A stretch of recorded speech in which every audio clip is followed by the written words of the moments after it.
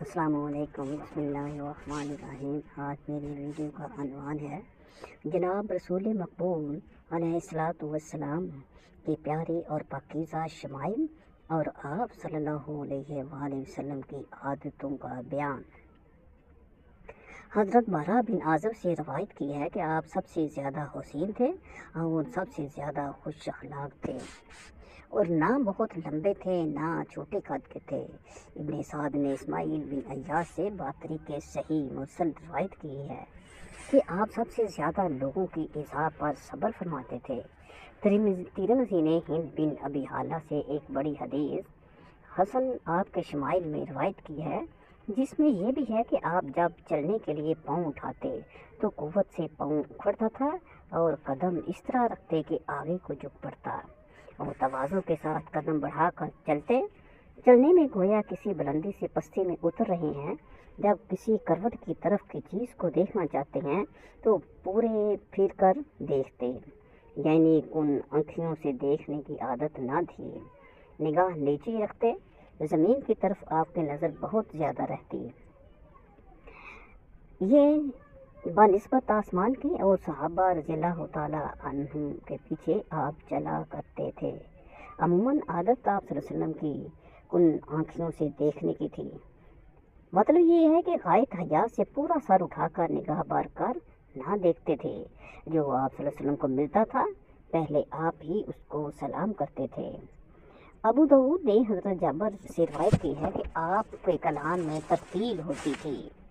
یعنی آپ صلی اللہ علیہ وسلم ٹھہر ٹھہر کر بات چیت فرماتے تھے تاکہ مخاطب اچھی طرح سمجھ لے، لیکن نہ اس قدر ٹھہر ٹھہر کر جس سے مخاطب گھبرا جائے۔ اور ایک حدیث میں آیا ہے کہ آپ ایک بات کو 3 بار فرمایا کرتے تھے۔ غرض یہ ہے کہ آپ کلام کو نہایت عمدہ طریقے سے ادا فرماتے تھے، جیسا موقع ہوتا تھا اس کا لحاظ فرماتے تھے۔ بعض مخاطب خوش فہم اور جلدی سمجھنے والے ہوتے ہیں، وہاں ایک بات کو چند بار لٹانا نامناسب ہے، اور بعض مخاطب دیر میں بات کو سمجھتے تھے، ان کو کئی بار سنانا مناسب ہے، اور جہاں ہر قسم کے لوگ ہوں وہاں 3 بار بات کو لٹانا مناسب ہے، اس لیے کہ بعض اعلیٰ درجے کے فہیم ہوتے ہیں، وہ اول ہی دفعہ سمجھ لیتے ہیں، اور بعض اوسط درجے کی سمجھ رکھتے ہیں، وہ 2 بار میں سمجھ لیں گے، اور بعض غبی ہوتی ہیں وہ 3 بار میں بخوبی سمجھ لیں گے۔ خوب سمجھ لو، اصل تو یہ ہے کہ خوش اخلاقی اور قواعد کی پابندی کا اعلیٰ مرتبہ جناب رسول اللہ صلی اللہ علیہ وسلم کو عطا ہوا تھا، نہ کسی کو پہلے میسر ہوا اور نہ آئندہ میسر ہو، اور باوجود قواعد انتظامیہ کی پابندی کے خوش اخلاقی کا برتاؤ بہت بڑا کمال ہے، اور حضور صلی اللہ علیہ وسلم کی یہ عادت مبارک تھی کہ آپ اس کام میں جس کو خود انجام دیتے تھے خوب اچھی طرح قواعد کی پابندی فرماتے تھے، اور دوسروں سے جو ان امور میں غلطی اور کوتاہی ہوتی تھی تو زجر نہ فرماتے تھے۔ ابو داؤد نے حضرت عائشہ سے صحیح روایت کی ہے کہ جناب رسول مقبول صلی اللہ علیہ وسلم کا کلام جدا ہوتا تھا، جو شخص اس کو سنتا سمجھ لیتا۔ حضرت عائشہ نے بسند حسن روایت کی ہے، جناب رسول اللہ صلی اللہ علیہ وسلم کو تمام بری عادتوں سے زیادہ جھوٹ ناگوار ہوتا تھا۔ ابو داؤد اور نسائی سے حضرت انس سے روایت ہے کہ آپ کو سب کپڑوں میں بہت محبوب یمنی چادر تھی، جس میں کئی رنگ ہوتے ہیں، اور عزیزی نے ابن رسال سے اس کپڑے کے پسندیدہ ہونے میں یہ حکمت نقل کی ہے کہ وہ بہت زینت کا کپڑا نہیں ہے، یعنی سادہ ہوتا ہے اور میلہ بھی کم ہوتا ہے۔ سبحان اللہ، کیا شان مبارک تھی رسول اللہ صلی اللہ علیہ وسلم کی۔ آپ اپنی ذات مقدسہ کو دنیا میں مسافر سمجھتے تھے، نہ دنیا کی رونق سے تعلق تھا نہ اس کے مظہرفات کی طرف توجہ تھی۔ مسلمانوں، تم کو بھی یہی طریقہ اختیار کرنا چاہیے، بقدر ضرورت ایسے کپڑے پہن لیا کرو جس سے سطر ڈھک جائے اور جو سادے ہوں اور میلے کم ہوں، تاکہ ان کی زینت خدائے تعالیٰ کی طرف توجہ رکھنے سے مانے نہ ہو، اور جلدی صاف کرنے کی حاجت نہ ہو کہ اس میں وقت زیادہ ہوتا ہے۔ اور بعض روایتوں میں سفید کپڑوں کی بھی تعریف آئی ہے،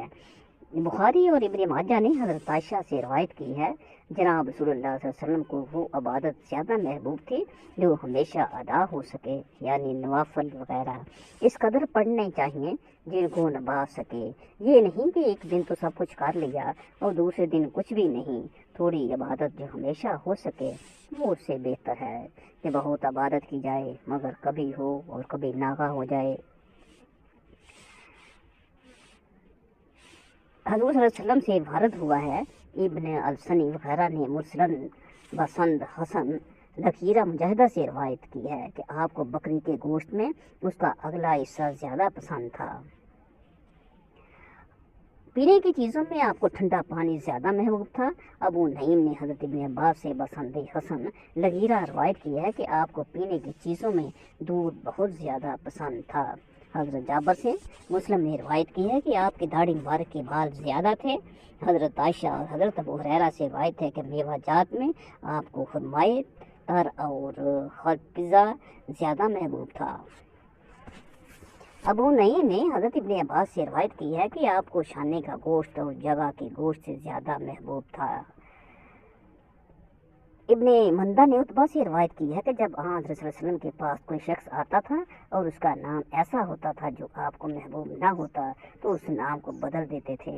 इमाम अहमद वगैरह ने रवायत की है, जब आपके पास कोई अपने माल की ज़कात लाता था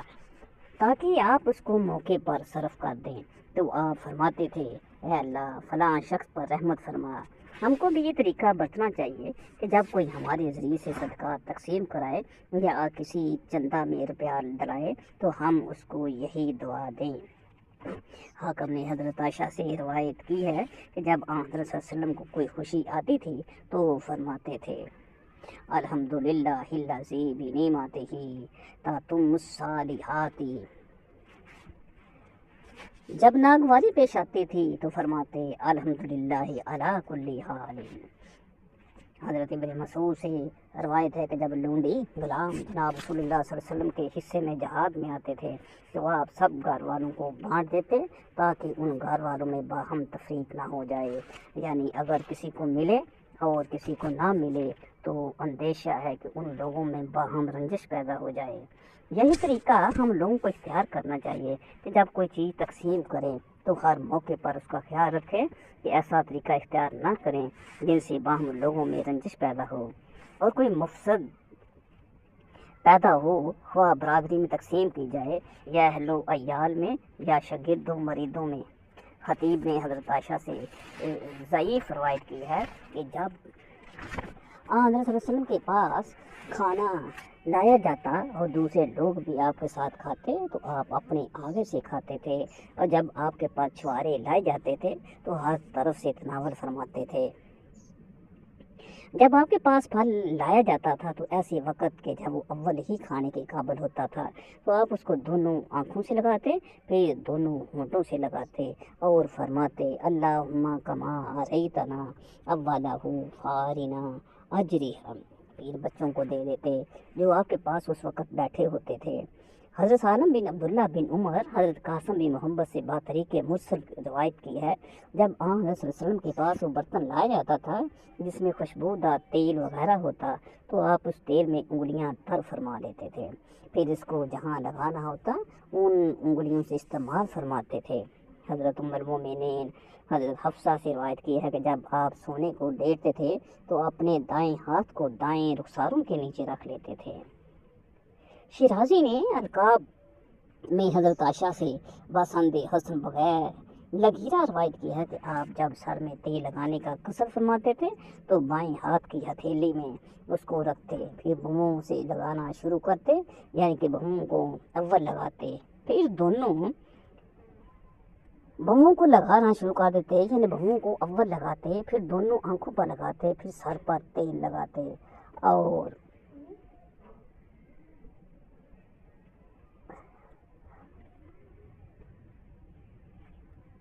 हाँ ठीक है हाँ टिकटा साड़ियाँ रमजान तो बाद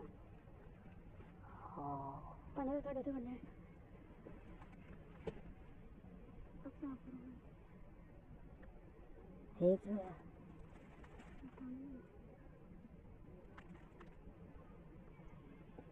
रमजान तो बाद 5 रोज़ ਤੁਹਾਡੇ ਵਿੱਚ ਆਉਂਦੇ है ਆਖਰੀ 5 ਰੋਜ਼ੇ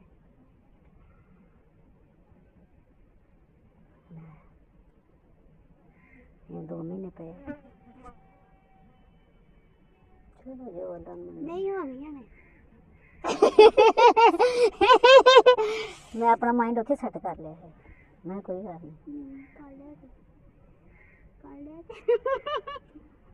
कदों हुई ਛੱਡੀ ਨੂੰ वो तो अगे पता है ਕਨਫਰਮ ਹੋ ਗਿਆ ਇੱਕ ਟਾਈਮ अच्छा उन्होंने बना लेंदे मैं बनाया है ये लेकिन हजूर पाक सल्लम दा सारा हां ਸਾਨੂੰ ਕੋਲ ਨਾਮ ਕਰਾਉਣਾ ਕੰਮ ਕਿੰਨੇ ਬੰਦੇ ਦੀ पता नहीं वाकई नहीं मैनू लभदे ना मैं कित्थों कड्डां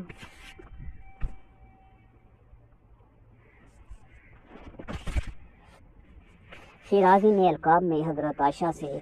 रवायत की है कि आप जब सर में तेल लगाने का कसर फरमाते तो बाएं हाथ की हथेली में उसको रखते, फिर मुंह से लगाना शुरू करते थे। तिरमिज़ी और क्यासी ने हजरत अनस और हजरत जाबर से सही रवायत की है कि आप जब पेशाब या पाखाना के लिए बैठने का कसर फरमाते तो अपने कपड़ों को ना उठाते थे जब तक कि ज़मीन की उस जगह से जहाँ फरागत फरमाते इससे करीब ना हो जाते थे, ताकि बगैर ज़रूरत सतर ना खुले, क्योंकि सतर खोलने की ज़रूरत उसी वक्त होती है जब क़ज़ाए हाजत के लिए आदमी बैठ जाए। तो पहले से सतर खोलने की क्या हाजत है, इसलिए आप ऐन ज़रूरत के वक़्त सतर खोलते थे। हज़रत आयशा से रवायत है कि जब आप झूम होने की हालत में बगैर गुस्ल किए सोने का कसर फरमाते थे तो वज़ू फरमा लेते थे, फिर सोते थे, और जब ऐसी हालत मज़कूरा में खाने या पीने का कसर फरमाते थे तो फ़कत दोनों हाथ घुटनों तक धो लेते थे, फिर खाते पीते थे। हाइज़ और नफास वाली औरत जब पाक हो तो उसके लिए भी यही सुन्नत है। हाकिम अबू दाऊद ने हज़रत अब्दुल्ला से रवायत किया है कि जनाब रसूलुल्लाह सल्लल्लाहु अलैहि वसल्लम लश्कर को रुखसत फरमाते थे तो ये दुआ पढ़ते थे, अस्तौदी अल्लाह दीनकुम व अमानतकुम व खवातीम आमालिकुम। मुनासिब है कि जब किसी को रुखसत करो तो ये दुआ पढ़ लिया करो, ये उस शख्स की दीन और दुनिया की फलाह के लिए दुआ है जिसको रुखसत किया जाता है। खतीब ने हज़रत अनस से ज़ईफ़ रवायत की है कि जब आप नया कपड़ा पहनते तो जुमे को पहनते थे। हज़रत अब्दुल्ला बिन काब से रवायत है कि जनाब रसूलुल्लाह सल्लल्लाहु अलैहि वसल्लम जब मसवाक कर चुकते थे तो जो बड़ा शख्स होता था उसको अनायत फरमा देते थे, और जब कुछ पानी वगैरह पीते तो बचा हुआ उस शख्स को अनायत फरमाते जो आपके दाईं जानब होता। ये दोनों चीज़ें आप बवजह सखावत और लोगों को बरकत पहुँचाने की अता फरमाते थे। हज़रत उस्मान बिन अबी आस से रवायत है जब बादे शमाली चलती थी तो जनाब रसूलुल्लाह सल्लल्लाहु अलैहि वसल्लम ये दुआ पढ़ते थे, अल्लाहुम्मा इन्नी आऊज़ु बिका मिन शर्रि मा अरसलता फीहा। वजह इस दुआ के पढ़ने की ये थी कि ऐसी हवा कभी किसी कौम पर बातरी के अज़ाब भेजी थी तो आप दुआ फरमाते थे कि या अल्लाह मैं तुझसे पनाह मांगता हूँ उस चीज़ के शर से जिसको आपने इस हवा में भेजा है, और यही तर्जुमा है इस दवा का। हज़रत आयशा से रवायत है कि जब जनाब रसूलुल्लाह सल्लल्लाहु अलैहि वसल्लम को अपने अहल बैत से किसी की निस्बत ये इतला होती कि उसने एक दफ़ा झूठ बोला तो आप सल्लल्लाहु अलैहि वसल्लम बराबर उसे रंजीदा और नाराज़ रहते, जहाँ तक कि वो शख्स तौबा कर लेता, और जब तौबा कर लेता तो आप बदस्तूर उससे राज़ी हो जाते। वजह ये थी कि झूठ चूँकि इस्लाम में एक बहुत बड़ा गुनाह है और गुनाहगार से बुग़्ज़ रखना लाजिम है, इसलिए आप सल्लल्लाहु अलैहि वसल्लम ऐसे शख्स से इतराज़ फरमाते थे और सब गुनाहगारों से आपका यही बर्ताव था।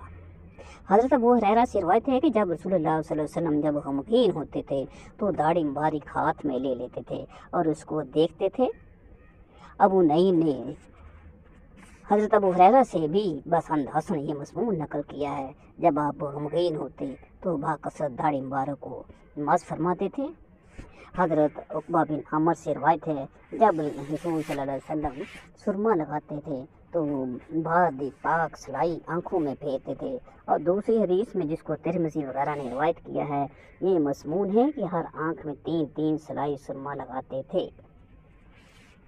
حضرت انس بن مالک سے روایت ہے کہ جب آپ کھانا کھاتے تھے تو اپنی 3 انگلیوں کو جن سے کہ آپ کھایا کرتے تھے چاٹ لیا کرتے تھے۔ حضرت ابو ہریرہ سے روایت ہے کہ جب آپ کو کوئی دشواری پیش آتی تھی تو سر مبارک کو آسمان کی طرف اٹھاتے اور سبحان اللہ العظیم پڑھتے تھے۔ رسول اللہ صلی اللہ علیہ وسلم جب اپنے میں سے کسی کو کسی کام کے لیے بھیجتے تھے تو فرمان دیتے تھے کہ خوشخبری سناؤ لوگوں کو، یعنی ان سے خوش کن باتیں کرو دینی اور دنیاوی امور میں، اور ان کو نفرت نہ دلاؤ تاکہ وہ تم سے نفرت نہ کریں، مگر حد شرعی کو ہر جگہ ملحوظ رکھنا چاہیے۔ ایسی بشارتیں اور خوش کن باتیں نہ کریں جو دین کے خلاف ہوں، اور آسانی کرو لوگوں پر سختی نہ کرو۔ جناب رسول اللہ صلی اللہ علیہ وسلم جب لشکر کو روانہ کرنے کا قصد فرماتے تھے تو اول روز پہ اس کو روانہ فرماتے تھے، کیونکہ وہ برکت کا وقت ہے، حاجت روائی کی ایسی وقت جانے سے زیادہ امید ہے۔ حضرت عائشہ سے روایت ہے کہ جب رسول اللہ صلی اللہ علیہ وسلم کی عادت تھی کہ جب آپ کو کسی شخص کی کوئی بری بات معلوم ہوتی تھی تو آپ نصیحت کے وقت یہ نہیں فرماتے تھے کہ فلاں شخص کا کیا حال ہے، کہ وہ ایسا کام کرتا ہے یا ایسی بات کہتا ہے، لیکن یہ فرماتے تھے کہ لوگوں کا کیا حال ہے، کہ ایسی ایسی باتیں یعنی بری باتیں کہتے تھے اور ایسے ایسے یعنی برے کام کرتے ہیں۔ سبحان اللہ، کیا حسن اخلاق تھا جناب رسول اللہ صلی اللہ علیہ وسلم کا، اور کیا دانائی تھی کہ نصیحت بھی اس طرح فرماتے جس سے مقصود بھی حاصل ہو جائے اور وہ مجرم رسوا بھی نہ ہو اور اس کو ندامت بھی نہ ہو، بلکہ نصیحت کی قدر کرے اور اس پر عمل کرے۔ رسول اللہ صلی اللہ علیہ وسلم جب صبح کو کھانا کھا لیتے تھے تو شام کو نہ کھاتے تھے، اور جب شام کو کھا لیتے تھے تو صبح کو نہ کھاتے تھے۔ مقصد یہ ہے کہ آپ صلی اللہ علیہ وسلم دن میں ایک وقت کھانا کھاتے تھے، کبھی صبح کو کبھی شام کو۔ حضرت عائشہ سے روایت ہے رسول اللہ صلی اللہ علیہ وسلم جب وضو فرماتے تھے تو 2 رکعت نماز نفل، جس کا نام لوگوں نے تحیۃ الوضو رکھ لیا ہے، پڑھ لیتے تھے، جبکہ وقت مکروہ نہ ہوتا پھر نماز فرض پڑھنے مسجد میں تشریف لے جاتے تھے۔ رسول اللہ صلی اللہ علیہ وسلم کی عادت تھی کہ جب جاڑے کا موسم آتا تو آپ جمعے کی رات کو مکان کے اندر سونا شروع فرماتے تھے، اور جب گرمی کا موسم آتا تھا تو جمعے کی رات کو باہر سونا